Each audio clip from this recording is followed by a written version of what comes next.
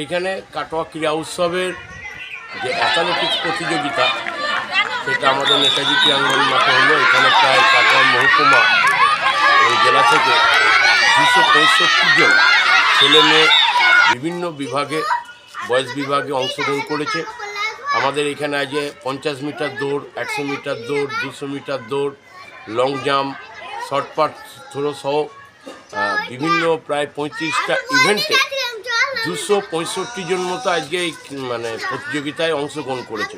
আমাদের উদ্দেশ্য সেটা হচ্ছে অন্তর্নিহিত প্রতিভাকে তাদের লক্ষ্যপথে এগিয়ে নিয়ে যেতে।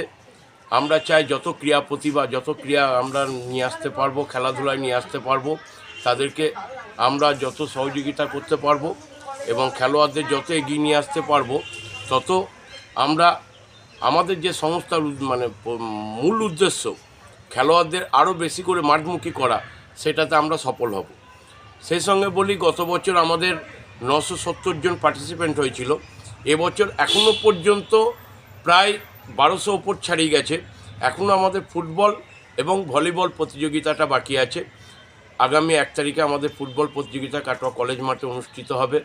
আশা রাখছি যে এবার প্রায় 1300-1400 ছেলেমেয়ে অংশগ্রহণ করছে। গত বছরের থেকে এবছরের রেকর্ড আমরা ছাড়িয়ে গেছি।